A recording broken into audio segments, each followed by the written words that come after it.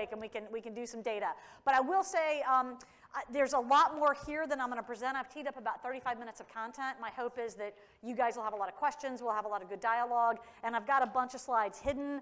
Y'all may want a copy of this deck, and I'm happy for you to have it and to share it around your office. So if you do, give me a business card. I'll make sure you guys get it in the next few days so you have access to all of the data and can really hone in on the differences between what you guys think and what the market thinks, and then therefore decide what you need to do about it. Fair? All right, great. So for those of you that don't know me, I'm Suzanne Shelton, as Steve said, CEO and founder of Shelton Group. We are the nation's leading marketing communications agency exclusively focused in the sustainability arena. And for us, that is largely energy and environment, and specifically built environment. We have a vision of a future where every home and building is energy responsible and sustainability is ordinary. It's how we do things around here. So how we get there is to help create a market advantage for organizations like yours as you go out and create that sustainable, energy responsible future. So in other words, we're the pit crew that helps you guys succeed. And some of the companies we work with range from energy companies, building product organizations, NGOs, government entities, all the way out to more big Fortune 500s, and we're working on their corporate sustainability work. How we do what we do, and I'm going to be pulling from this today, is we poll Americans 3 times a year, and we have for 13 years now. We actually poll them typically about 4 or 5 times a year, but these are our 3 trending studies. So we're asking the same questions every year, and we can see how people are shifting over time. And they are indeed shifting. I'm happy to report in some key areas, so we'll dig into that more today. Know that these are national studies, US only. Sometimes we include Canada. The more recent data I'm going to talk about is US only. And we mirror our sample base to the latest US Census Bureau data. So it's not just millennials, it's not just Northeasterners, it's a cross-section of the US population with a plus or minus 2% margin of error. So if you see that 50% of people think X, well, it's really somewhere between 48 and 52 is how the margin works. All right? So we're going to be pulling from that today, and ultimately I'm going to share all this with you, not just because I want you to know some stuff, but because I want you to do something with it. I want you to use these insights to make your marketing plans better and make your messaging better. And that's ultimately what we do at Shelton Group, is use all those insights to build campaigns that shift perceptions, build brands, and drive sales. So that's what we're here to do today. As I mentioned, we've been asked to compare and contrast the results of the Professional Builder Magazine survey, and compare and contrast those with our latest Energy Pulse survey. This is our 14th year, and we've just come out of the field with it. So it's brand new data. And what we're trying to look at, and this is going to be hard for many of you in the room, what I don't want you to do is look at the gaps between what you think and what the market thinks and go, well, we just need to educate those people so they think right. That's not what we want to do. What I want you to do is understand where they are that's different than where you are, so you can, and this is a tall order in today's world, you can reach across the aisle and try to meet them where they are and bring them along, right? So this isn't about educating them, it's about just getting the reality check on what do you believe, what do they believe, and how do you bridge that gap. So that's what we're here to do today, and ultimately help you understand what do you need to feature in your homes, but more specifically than the features, how do you package that into the right story so ultimately you can sell more sustainable, beautiful, and for some of you, California code compliant homes, depending on if you're from California or not. All right, so let's start with the consumer side of things, and then we're going to start peppering in the builder side of things. So why is sustainability a thing? Why does this matter? So good news is we are seeing a lot of shifts in our data, and I'm not going to walk you through that whole presentation, but we're seeing a lot of shifts in our data that lead us to believe that more and more this is becoming kind of a social norm. I'm going to show you a few data points, but more and more of us want to be on the right side of this, whereas 8 years ago, it's like, yeah, I don't care. I don't really care about green products. I mean, maybe a little bit, but I don't know. I'm not going to be inconvenienced. And more we're seeing Americans go, yeah, I want to be on the right side of this. I want to be seen as someone who does the eco-friendly right thing. Not all of us, but we're seeing a shift. And we have seen an increasing uptick in belief in climate change, and more specifically, decrease in disbelief. Today, only 14% of us actively disbelieve that climate change is real and caused by man. We've got a lot of people on the fence, and unfortunately, we've seen the number on the fence grow from the absolutely it's happening and caused by man into the, well, I think it's happening, but I'm not sure who's responsible. And my estimation is that's a direct reflection of our political discourse right now. But the bottom line is, it doesn't matter matter if you think we're causing it or not. Most Americans believe it's real, and if you're a parent and you're under the age of 37, the odds are extremely high that you are anxious about the impacts of climate in your children's lifetime. I mean, we almost don't need to have the argument about who's responsible. The reality is all you have to do is turn on the news and go, hey, there's another hurricane. Hey, there's another mudslide. Hey, another fire, another tornado.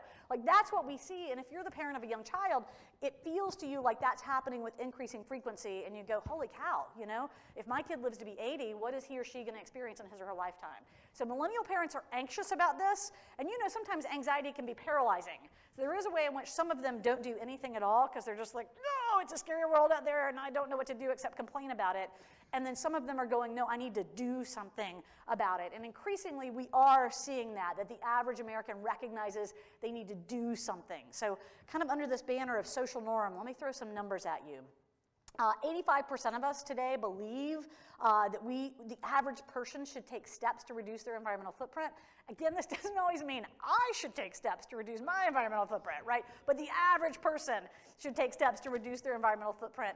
And 83% of us think we have a moral duty to leave the earth in as good or better shape than we found it. So guys, 80%, I mean, even if there's some aspirational thinking in here, I think you can look at this and go, sustainability has become pretty mainstream. We're anxious about it. We think we ought to be doing something about it.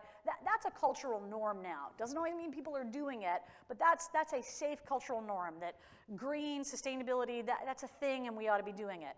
Most relevant to you is this stat, and I don't have the 2018 stat yet. This is from our EcoPulse study, and I'll have this in a couple of weeks. The question here is, do you want to be seen as someone who buys eco-friendly products? Do you want to be seen as someone who buys eco-friendly products? So we've seen a little bit up, down, and we're seeing this in a lot of our numbers, and this is how change happens, right? It's 2 steps forward, 1 step back. It's kind of a dance. But 40% as of last year said, yeah, I want to be seen as that person. I want my personal brand to look green. I want people to look at me and go, hey, you're a person that does the right thing. So therefore, what Americans are telling us is they're shifting their buying behaviors so that they can align their personal identity, their personal brands with the products that they buy. That's how they're choosing to reflect it. And so what is the most expensive, most representative product that we buy in our lifetimes? Our homes, right? So if 40% of us want to be seen as someone who buys eco-friendly products, ta-da! Our home is a great place for that to play out. It is already a reflection of our personal brand, and so if we want to be seen as green, then automatically we're going to go there with our homes, and we are beginning to see that happen. So that's great news for you, and let's kind of go there about, okay, well, how does all of that translate into buying a home? Because again, they can say one thing, doesn't mean they act on it, and just because they're buying eco-friendly products, you know, it's one thing to buy a green cleaner. Does that mean you're going to buy a green home? So it is a little bit of a reach, but there is a market and there's some good news trending. All right, first piece of good news. 89% of us say if I were looking at 2 homes for purchase and they had same amenities and basically the same price, and one was labeled energy efficient and one was not, I would buy the energy efficient one. We haven't seen this number change markedly in the last, 6 or 7 years. So it's typically stayed at 89%. I've got to tell you, I don't know who the 11% are that are like, give me the energy sucking house. I want that one.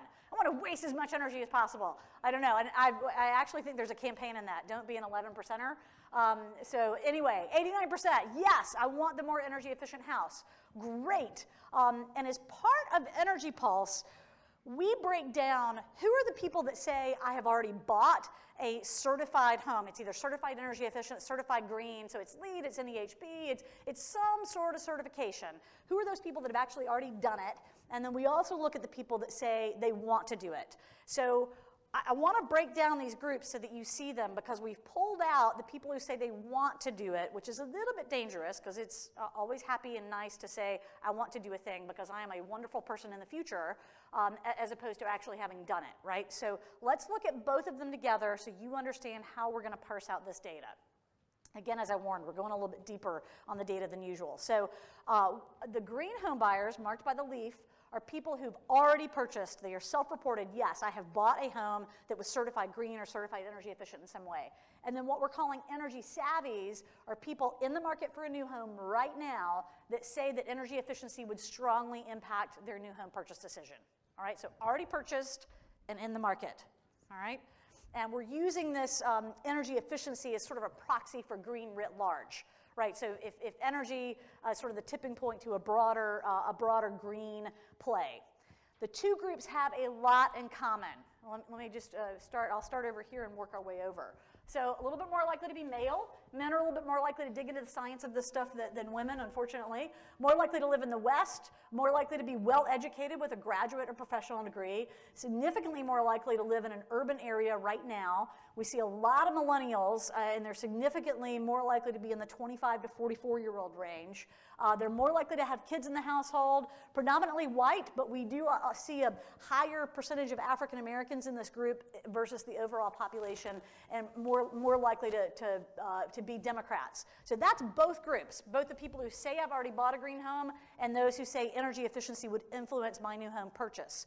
All right, the one difference that's significant for you guys is that the folks that have bought these homes in the past tend to have higher incomes than the ones who say they're interested in it today. So those who've bought these homes in the past log in at about 100 grand in household income or up. Those who say they're interested kind of come down to the 75 grand range. So you should consider your market to be people with $75,000 household incomes and above, to the degree that you can make your green homes a little bit smaller, a little bit tighter, a little more affordable. That's going to make the market a little bit bigger for you.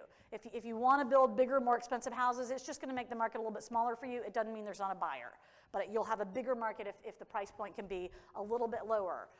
Another psychographic difference between these guys is related to what drives them. Now, from a similarity standpoint, both groups, both those who've done it and those who are in the market and might do it, say that the environmental impact of our home's energy use is a big energy concern. They are much more likely to say the government should pay more attention to environmental issues, and they're significantly more likely to say energy conservation is important in the way they make their decisions and make purchases. So they're wired green, right? I mean, their politics are reflected in these answers, and they're sort of wired to be green. What's different between the two groups that's important for you to know is the group that's already bought a green home says, boy, the top reason I would participate in energy conservation activities is to preserve the quality of life for future generations. It's back to that 82% of millennials that are concerned about climate change in their children's lifetime. So they're very focused on, man, I've got to set an example. I've got to do the right thing. I do not want to be on my deathbed and go, I didn't try. I left a big mess for my kids and grandkids, and I didn't try anything. So that's very much what drives them. The current buyer is a little more driven by saving money. So, I want to have this greener house, and I want energy efficiency to be a thing because I want to be the boss of my energy bills. I want to not waste money. I want to not waste energy, and I want to bring those monthly costs down. So I think you guys need to be in the middle of that, and we're going to get into some of this data in a minute about how much more would someone pay for a greener home. And I think the reality is if you can make it price parity, awesome, that's a win. I do think that this group will pay a little bit more, but your message shouldn't emphasize that. Your message should emphasize how much you're going to decrease their monthly energy costs, how you're going to make it easier for them to manage their monthly bills. All right, one last data thing, and I'm sorry we're doing so much deep diving, but I want you to really understand who we're talking about when we get into this comparison. So if our Energy Pulse study is representative of 100% of the population, 20% of the people in our survey said, yes, I intend to buy a new home in the next 2 years. And that could be a new home to them or a brand new home, by the way. All right, so I'm in the market for a new home in the next 2 years. 45% of them went, I don't care about energy efficiency. It's not a thing, not going to drive me to buy a home or not. 55% said, no, energy efficiency is important, and that would be a driver for me in selecting a home. So this is the group, we're calling them energy savvies. This is the group that I'm going to show you data from. So not the whole population, not just the population in the market for a new home, but the population in the market for a new home that says energy efficiency would drive their decision making. Does that make sense? Anybody got any questions about that? Okay, so that's who we're going to look at. Let's dive in. What do they want in a new home, this energy savvy group? So yes, they want some of the aesthetic features you would expect. I think everybody in the room knows people will not trade off granite countertops for extra insulation. They will not do it. They will not make that trade-off. They want all of the above. So yes, they want a garage. They want the granite countertops. They want a pool. They want a Wi-Fi sound system. They want all that stuff.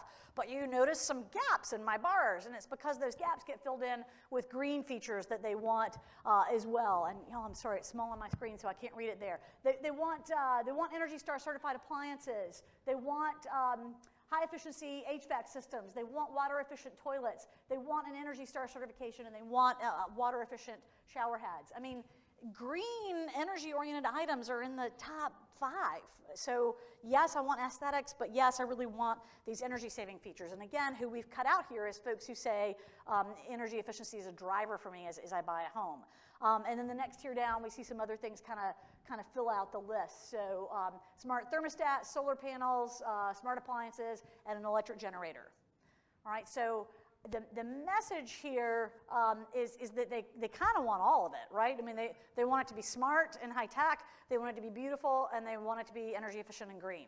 So that's what they're going for. What must they have? I think for you guys, this is pretty important. What are the must-haves in a green home? And this is where we get into some differences and some key insights. So builders, you guys in the room have some really strong opinions about what should be in a green home, and particularly for you guys to stand behind it and say, yes, this is indeed a green home. So at the top of your list, not surprisingly, Energy Star appliances, high-efficiency HVAC, and kick-ass insulation, right? Anybody surprised by those answers being at the top of your list of what must be in a high-performance home in order for you to call it a high-performance home? All right. The interesting thing is that y'all think everything is important in a high-performance home. Like when we say what must you have in order to call it green, I mean, y'all basically check all the boxes. So it's those 3 I mentioned, but then it's also windows, it's also water efficiency, it's also, sorry, I can't read it from back here, longer lasting components, lower maintenance components, low VOCs. I mean, y'all have a pretty big list. These go from 95% of you saying, I gotta have these things, down to 64%, and the list just goes on and on. So it goes on to all these things. But I think this is particularly telling that between 60 and 90% of you think, man, we got to have like 8 things in the home in order to consider it green.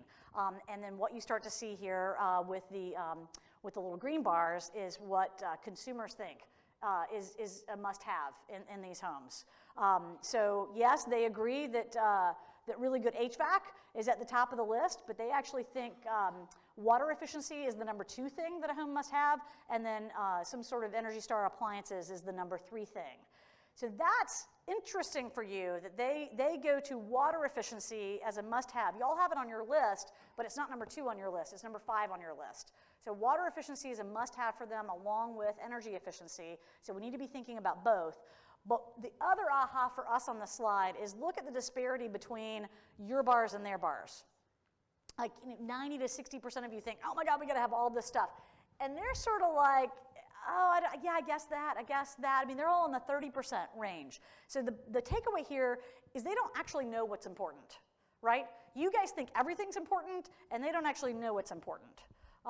So I think the framing for you is you can't think about, let me make sure I educate them about what's important. That's not the takeaway here. The takeaway is, oh, okay, so they don't really know. Let me try to dig down to what are the optics here for them? What's really going to tip them over the edge and make them feel like this is a green home, and I can tell all my friends and family this is a green home, and I can feel good about it, and I can feel good about paying a little bit more for it. So that's where we're going to wind up here. So don't take away, oh, I just need to educate them. Take away, wow, they don't know a lot, so that's an opportunity for you to exert some influence. Again, energy savvies just don't understand what truly makes a difference here, and the confusion, by the way, is seen in their lack of confidence with terms and phrases. So this is not as simple as, well, let's just tell them some stuff, because there's a lot they don't understand about the words that we use. And we have not seen a marked change in these answers over the last several years. The question here is, what terms out of this following list, here's a list of terms, what terms could you confidently, correctly explain to a friend? So not what are you familiar with, what have you heard, but what could you confidently, correctly explain to a friend? So we're trying to put them in the frame of mind that we might actually ask them to define it. So what could you confidently, correctly explain to a friend? And when language like that, 30% say, oh, I could confidently, correctly explain efficient home to a friend, which means 70% could not, right? Now, I think in reality, most Americans could explain efficient home. Like, they could cough up a definition and it would largely be right. But this speaks to, it speaks to a little bit of anxiety, right? If you don't really feel confident that you know what an efficient home is, how do you really know what you're buying? If you guys are marketing all your homes as efficient homes, does someone really know what they're buying? Can they really write the check for it and sign up for a 30-year mortgage for it if they don't really know what they're buying? So I caution you to use human language, to not throw around a lot of these terms. And I always say this for Sam Rashkin's behalf because he's nailed me on it before. I want every one of you to build net zero homes. I just don't want you to call it that. Because only 9% of the population understands that term. This is better than a few years ago. It was only 5% a few years ago. So we've made headway, yay!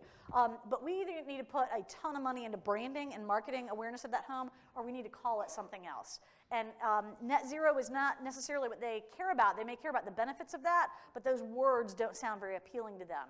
So they don't know a lot about what should be in a home to make it green, and they don't understand a lot of the things we say. But regardless, they're willing to pay a little bit more for the benefits of this kind of home. So how much more? Well, more than they probably actually will pay, by the way. About half of them say, sure, I'd pay 6 to 10% more. You guys say, oh, no, it would be 3 to 5% or less. I think the truth is somewhere in the middle. And I think it is very much about packaging. We're going to talk in a minute about what would they pay extra for individual features. But I think it's not about individual features. It's about how you package it, how do you bundle it, how do you brand it. And if you sell them a wholesale package that appeals to the drivers, that tees up the benefits that they care about, I think you can get them somewhere in the 5 to 6% range, right? I think you can get them to pay a little bit more. But remember, this is a crowd that cares about costs and they care about savings. So you can get them to pay a little bit more on the front end if it's couched as, oh my gosh, let me show you what's going to happen to your monthly bills every month. The mortgage may be a little bit higher, but your energy costs are going to be so much lower that you're going to come out ahead. So show them how they win with this. Don't package it as, well, it's more expensive. Package it as, actually, your monthly costs are going to be lower.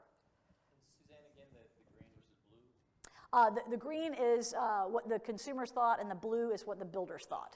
Yep.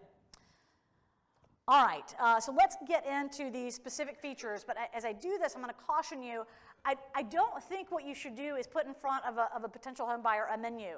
Oh, well, would you like the higher efficiency HVAC?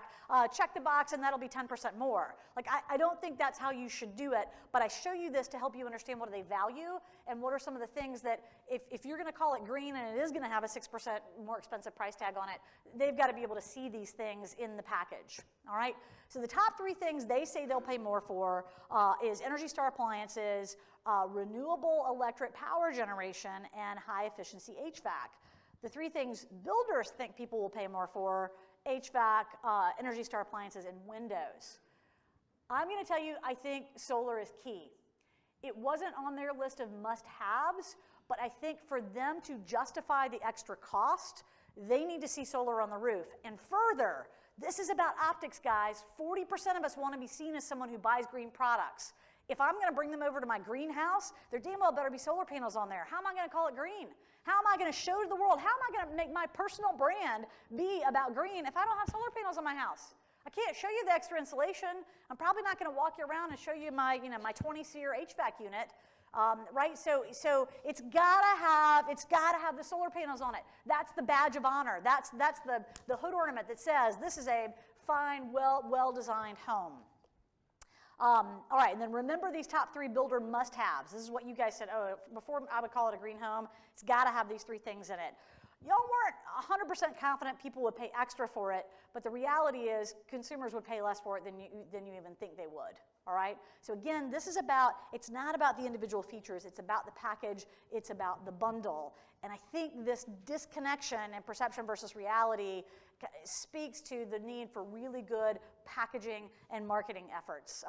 It also makes clear, as I've been saying, that it's not about marketing individual features, it is about marketing a comprehensive package. So a few key takeaways for you on this data, and we'll do a few more minutes and then we'll go to questions. What people want from you, what they want to hear about in the marketing is that this is the best. This is the best home your money can buy. It is a mix of luxury, smart, and green features. It is the best. There are no trade-offs. You are going to be the boss of your energy bill. You are going to send a personal statement to the world, and you are going to live in the lap of luxury. That's what they want to hear. And I think the most important takeaway for you guys out of this whole presentation is that we are dealing with a new kind of conspicuous consumption. A new kind of conspicuous consumption. We think of that as a bad thing because it used to be represented by, really nice handbags or whatever, right? Like conspicuous consumption. Look at how awesome I am. I'm carrying this very expensive bag. I'm wearing these very expensive shoes. Look at how awesome I am. That has now changed to this. Not for everyone, but for the target audience you guys are reaching for, this is the new kind of conspicuous consumption. That's why the homes have to have solar on them. Otherwise, my home just looks like every other home on the block.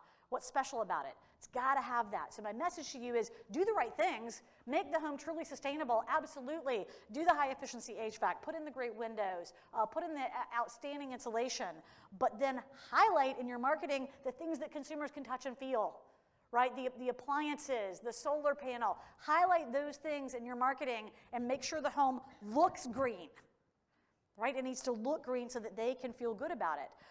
So that's from a product standpoint, and what I can tell you in the sustainability arena that we deal with all the time, Americans are increasingly to a point where they have a hard time believing a product is green if they don't believe the company behind the product is green. So this has been Clorox Greenworks. Anybody familiar with that brand, the cleaner Clorox Greenworks? It's been a continuous problem for them because even though it is a greener cleaner, it says Clorox on it. The reality is Clorox has done a lot of amazing things to green up their manufacturing and their operations, but they're still seen as Clorox, right? It's bleach, it's toxic, it's chemicals, it's not good. So how can I possibly believe this product is green if I don't believe the company behind the product is green?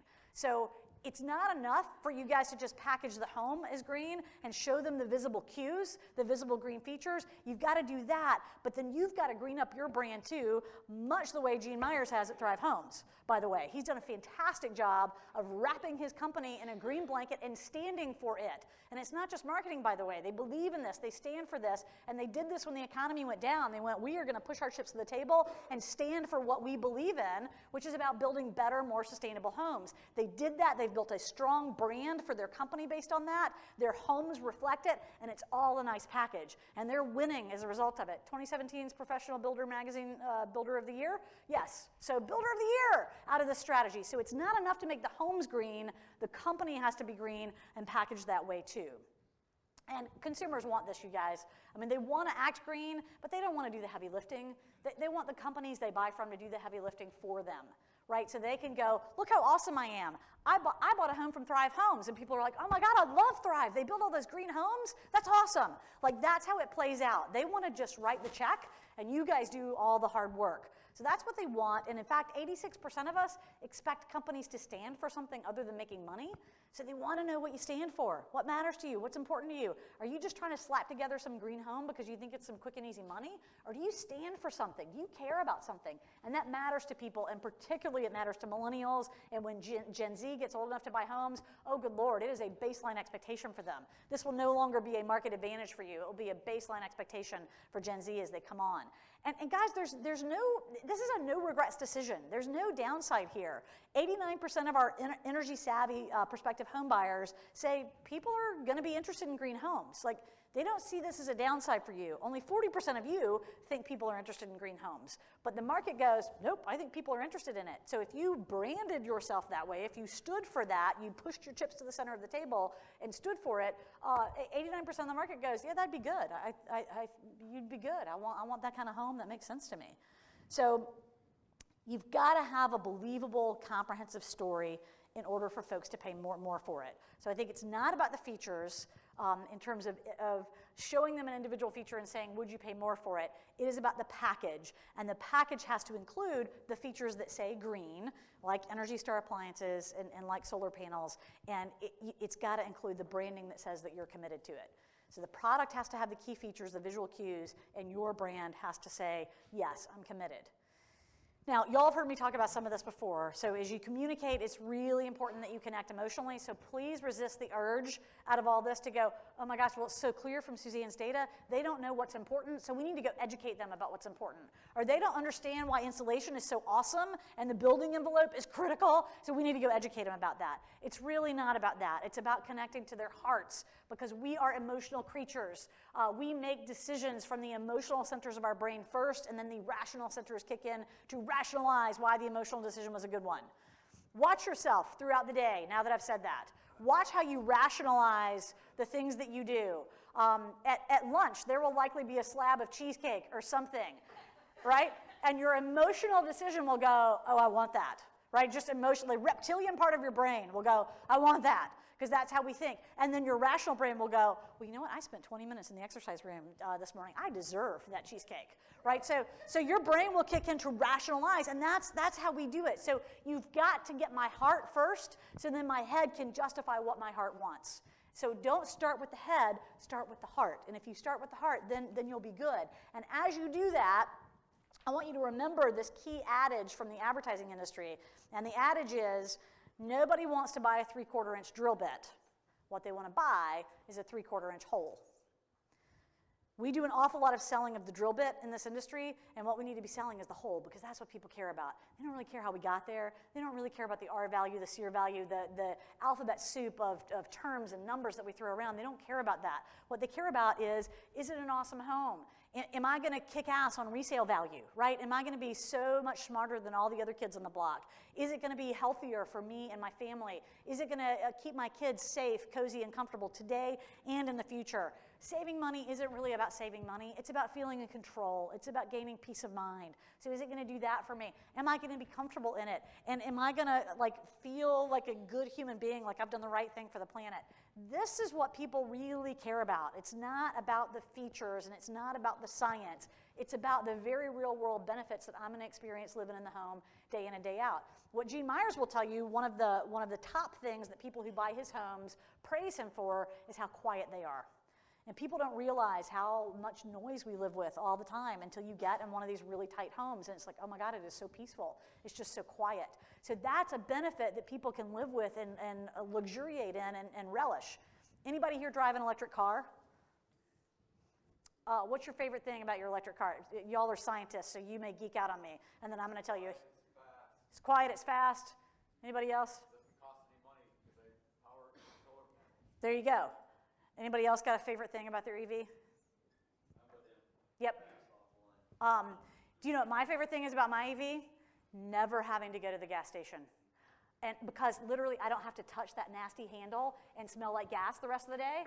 I mean, that's the most disgusting experience, and you don't realize how disgusting it is and that you're living with it until you don't have to do it anymore. One day you're driving your spouse's car and you're like, oh crap, I gotta fill up with gas. And then you do it and you're like, oh, this is disgusting, right? And maybe that's a very female view, but man, that is exactly my point of view, is it's disgusting, and now I don't have to do it anymore. And frankly, it's so inconvenient. How many times have you been driving around your gas-powered car and you look down and you're like, I'm about to run out of gas, right? And I don't have time, but I've got to find somewhere to get gas, like right now, and do it, and it's an interruption in your day, right? So these are the little subtle benefits and the unmet needs that we meet with greener homes that you can engage people in. Like if you engage someone in a conversation about, you know, how much noise do you think you're living with? Can you hear your neighbors when they have a party? Do you hear the traffic? Do you hear the airplanes? Like engage them in these conversations and go, wouldn't it be awesome to not ever have to feel that? Wouldn't it be awesome to not ever have to hear that, to feel like you're in your own cocoon? And I think people will go, oh my God, that would be awesome, right? So talk to them about those benefits and dig into what they really care about. That's what matters, and that's ultimately what they'll pay more for. They're paying for the benefit, not for the feature. And so as you get out there, engage people in your story. Please resist the urge to just give them the information because information campaigns simply don't work. And they just don't. It doesn't cause people to come your way. It doesn't cause people to change opinions and behaviors. Do they need information? Yes, but ultimately, you've got to connect with them at a benefit level. So, recap. Americans are worried about the environment and increasingly want to be seen as doing something about it, right? That language is really important. Yes, they want something done about the environment, but they want credit for it. They want to be seen. I mean, I got to tell you, I get to feel a little holier than thou driving around in my electric car, right? Like, I get to be seen as someone who's a champion for the planet. I'm a good guy, and it is obvious by what I am driving, right? So that's important. They want to be seen as being superheroes. They don't want to just quietly be a superhero. 55% of people on the market for a new home say that energy efficiency matters a lot. So that's important to know that half the market cares about this. They don't care about the feature. They care about the benefit, the peace of mind that it buys them, and the feeling of control that it buys them. They want some of the same features that you think should be in a green home, but seeing and being seen is critical. So the visible features take priority. You should do the insulation, but it's not what you should market and talk about. You got to make sure the solar panels are on the roof and you talk about those. They'll pay a little bit more for those features, but you have to communicate the benefit of those features, and you have to do it in an emotionally compelling way, and you have to position your company as standing for sustainability. It's not enough to just have the greener product. They have to believe you actually care about it and you're invested in it. So that is the compare and contrast and the way forward for you guys. What questions do you have? Go back one. Yeah, there you go. Yes. In the beginning, you had the believers, and then you were joking around about the doers. Did you guys do a follow-up question on those same believers and how much they actually do? They believe in it, but are they doing it? And was there any question about why they weren't doing it? I bet we do have that questions. We do the compare and contrast. In fact, we do a whole segmentation of consumers based on what's attitudinal and what's actually action. I don't have it in here, and since it's brand new data, I don't have it committed to memory. I believe that there are things that they see that they just can't connect with. They can't emotionally say, I can do that, or want to put the investment towards doing it, versus the small things they can do. And is that small things leading to that 5 to 6% price increase that they're willing to do? Yep. It's a good question. When I send out a copy of this deck to those of you who give me a card, so give me a card, I will add a slide. I made myself a note. I'll add a slide, but I do want to give you all a couple of stats that are staggering. With their existing home, despite the fact that people say energy efficiency is so important, 80% of us, and this number has not changed largely in the last 13 years, 80% of us say, oh, energy efficiency is important. I consider that as I make my daily decisions. But yet 45% of us admit that we've done nothing to improve the efficiency of our homes. And when we dig into this, 84% of us say, I have no idea how to improve the energy efficiency of my home. So that is a very real barrier. Like, to your point, like, it's important. I haven't done anything because a lot of reasons, but mostly I just don't know what to do. And that's why they want you to take care of it for them. Just make the house better, and then they'll buy it from you and check the box. Somebody else had a hand up. Yes? You mentioned that net zero energy homes had like 9% recognition compared to green homes and high performance Yep. energy. That term's relatively new, and I think the advantage of it is it really sums up the whole package that you said consumers want. Yep. And they don't have to do anything about it. That's the brand that will give them everything. Yep. And I think because it's a new term, I think instead of not using it, it's even more reason we should use it, because it really sums up where we as a society and a world need to go. We really need to get to net zero energy, net zero carbon. And this is the package I think we really need to sell that has everything in it. So even though right now it has low recognition, I think it's time to everybody who's moving in that direction to use it, use that term and educate people about that. So I could totally agree with you. If everybody will get behind it and market it so it takes on meaning. I mean, there are all kinds of words we know today that we didn't know 20 years ago thanks to digital technology, right? So if you guys will all put meaning into that, I think it'll be a great word to use. But I wouldn't just throw it around right now without any meaning behind it. The other thing is when we dig into that word with people and we explain what it means, their feedback to us is, oh, that sounds great. That sounds like the kind of home I want. But it also sounds sort of cold. It sounds like technology. It doesn't sound warm and cozy like I want my home to be. So I think you've got to put the words to that make it sound warm and cozy, and you've got to put the graphics and the colors to it. You're the marketing expert. Correct. What do you suggest for a nice, warm, cozy term? Sam has his power words, right? Yeah, Sam has his power words, so Sam can talk you through those. We've tested some of Sam's power words. Some of them work great, some of them not so much. But again, it depends on the marketing effort behind it. I think you've got to find a way to define net zero homes literally as the most comfortable, cozy home you can buy. You've got to let the name communicate the impact on the environment, and then the description behind it communicate the human experience of living in one. I think that's somehow how you've got to get to. And we've actually done some of this work for the Canadian Home Builders Association, so I'm on the hairy edge of breaking an NDA, which I don't want to do. But there is an answer. There is a way forward. We can connect more on that later. Yes? So it seems that it's bragging rights for the homeowners to know something they can show other than solar panels. And I lived that in my experience in Georgia. Energy hub with a reclaimed wood, somewhere in the Yes. house was green. Our homes were super efficient. It was like, so it was Right. something they could show. It's an excellent example. So other than solar panels, what are those things if you explore other features that people like, I don't know, some thermal or metal roof, anything else that you think? Yes. So I actually like the reclaimed wood idea, by the way. So I would totally steal that from your competition and put a little reclaimed wood in there somewhere. I do think LED lights, particularly that are smart and controlled so that they could show off at a dinner party. Let me show you how I can control these things and make them color, do disco lights or whatever. That's a good thing to put in. I think Nest thermostats, so it's pretty obvious and visible. I think dual flush toilets, because those are actually a great conversation starter. Eventually someone will ask, what's that other button for? Like, what is that? Right, exactly. So those are visible cues. Dual flush toilets, Nest thermostat, connected lighting that I can show people how I can control. It's all about, can I see it? Yes. One thing I think is important is that you're talking very broadly, right? But buyers in different parts of the country, in different countries, Correct. have different perspectives and different needs. We're in Central Valley, California. It's super hot in the summertime, so everyone walking through our door is super focused on the energy bill. Correct. So you almost kind of don't have to worry too much about the warm and fuzzy. You can say low energy bill, which is kind of cold and just That's right. cool, and they'll be excited about it. That's right. And so it is absolutely, this is a really good point. You are going to have regional and community-specific differences. Gosh, if you live in the Northeast where it's extremely cold and the energy costs are really expensive, that's another place where people are like, show me the money. The coast, like right here, probably doesn't matter. Right, that's right. You have to focus on warm and fuzzy. That's right. So you've got to take this as a national overview and then figure out how to drill it down to your specific buyer. Yes. You mentioned a lot about solar panels and the show of them on the rooftop. Yeah. How do you feel about Tesla tiles and forward solar roofing, newer products that kind of blend into the house but also disappear and become solar in I think you can still see them. I had that on this earlier picture. I think they're great, and I think you can still sort of see them. Where did that picture go? I think you can point to them and sort of say, and it looks enough like something unique that it solves the problem. Well, you just say the word Tesla and people are like, Yeah. That's right. That's right. So I don't know. I mean, this.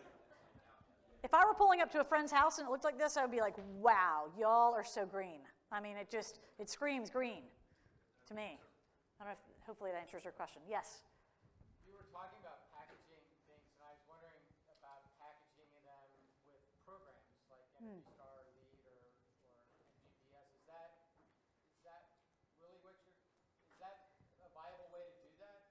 Absolutely. And I didn't call this out. Let me see if I can get back to this stat. Certifications and programs are a lot more important to consumers than they are to builders. Hang on, let me find that slide right quick because I've got that in here. Let's see. Certifications. So only 35% of y'all thought, so more of you thought it was important than consumers, but 35% is a pretty low number given how many 80 and 85% numbers I had from builders. But 30% of consumers say that's important. That's like the number 4 or 5 answer, right? Labels are a shortcut. We see this on consumer packaged goods too. This is hard. Most of us don't know how to figure out what's green and what's not green, and a trusted label is a quick way to do that. So it gives us the assurance that you're not BSing me when you tell me this house is green. Like it's got a certification on it, and it's from Energy Star, it's from something that I know. But then secondly, if that plaque can live on the front of my house and by my doorbell, it sends that visual cue to my friends and family that look at how awesome I am. I have this Energy Star home. Yes? Back to the comment the gentleman made about net zero home being very, hard to explain for buyers. I think it was efficient home was 30%. Yep. The highest one. Have you scored healthy home as a term? Does that fall in somewhere? Hang on. Let me see. I've got the full list. Smart home, by the way, does really well. I think 47% of people said they could confidently, correctly explain that to a friend. Huh? Did I have low VOC on there? Let's see. Oh, hang on, guys. I've got a hidden slide in here somewhere. Like I said, I will be happy to send this to you. There's all kinds of data packed in here that I tried to not bore y'all with lots of charts and graphs. Hold on. Here we go. All right, so smart home, 48% say they could confidently, correctly explain that.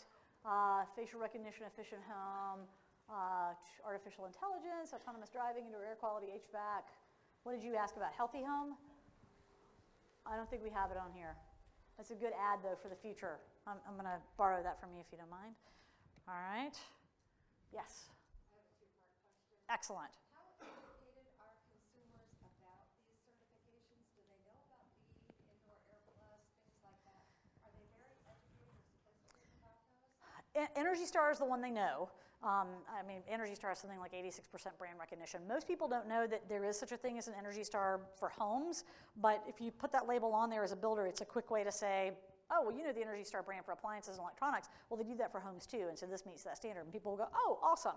Now, they don't know all those other brands, but you could pretty quickly explain them. Let me tell you what LEED is. Let me tell you what Indoor Air Plus is. Let me tell you what the home energy score is. I mean, you could get there with any of them, I think, and then they could go home and Google search that and feel confident about it.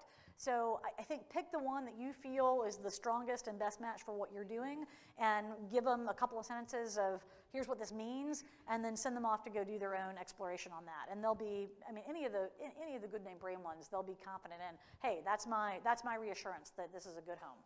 That's your first part. Second part. The second part is I did not work out for 20 minutes today. Can I still have It's all about how you work it out in your mind. Like, you may have another thing like, I've had a really stressful week, so I deserve that cheesecake or whatever. You just let your rational mind work that out for you.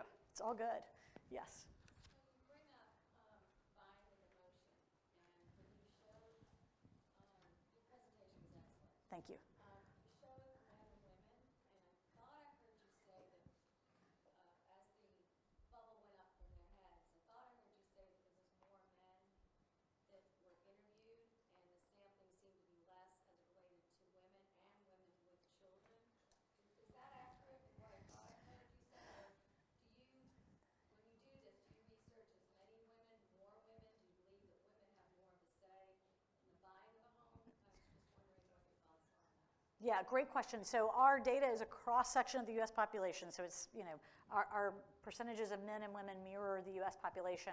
What we found is that when we ask, have you purchased a certified green or certified energy efficient home, more men respond that, yes, I've done that.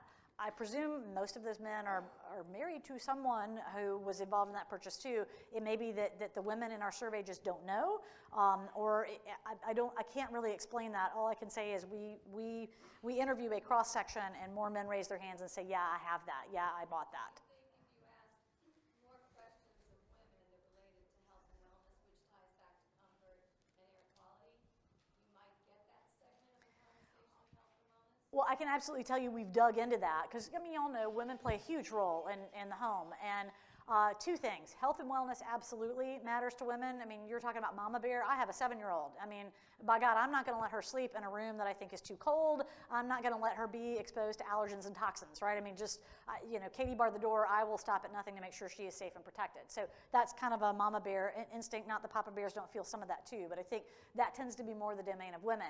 The challenge, by the way, is that men are much more interested in smart, high-tech features that ultimately can control the comfort and energy efficiency of a home. Women, we find in our surveys, tend to kind of do this, like, ooh, smart, I don't know. Can we not just make it pretty? sorry, that sounds shallow, but that's kind of what we hear, is that they are much more driven by, yes, health and wellness, but also beauty, whereas men might sacrifice a little bit of beauty if they can have high tech and energy efficiency. So both are important because they're both involved in the buying decision, and so your home run is have all of it. Man, it needs to be beautiful, it needs to be high tech, and it needs to be green and energy efficient. I think we're probably gonna have to end it there. Am I at my time, Dee Dee? Am I at my time, or do I have time for one more? Last one. All right, you get it. It's kind of related to the last two that was just asked, but with a term like healthy home, do you think when people hear smart and green, do they automatically assume health, like what's good for the goose is good for the gander, Good point. for the environment, it's good for my home, or do they not? I think the answer is yes. I don't have the exact data on it, but I've got a close proxy. So the question was, if somebody hears healthy home or green home, do they assume it's energy efficient? Do they make other assumptions about it? I think the answer is yes. We see this play out in the consumer packaged goods world as well. If a product is branded as natural or organic, so meaning it's good for me, consumers assume it is therefore good for the environment. So I assume the same is true here. Oh, if they hear it's healthy and green, well, I assume it's energy efficient, which might be a false assumption, by the way. But I think you're in that ballpark. We do know that when we say efficient home, for the 30% that think they understand that, when we say efficient home, the vast majority of them assume that it is also a healthier home. So saying that this home is energy efficient does connote health. So I know it works that way, so I think the answer is yes, that people make a lot of assumptions based on the labeling we put on this. So again, guys, if you want a copy of this deck, and there's a lot more granular data in here, I'll be happy to send it to you. Just give me your business card, and I'll be sticking around until about 4 o'clock today if you want to talk more. Thank you. You've been fantastic.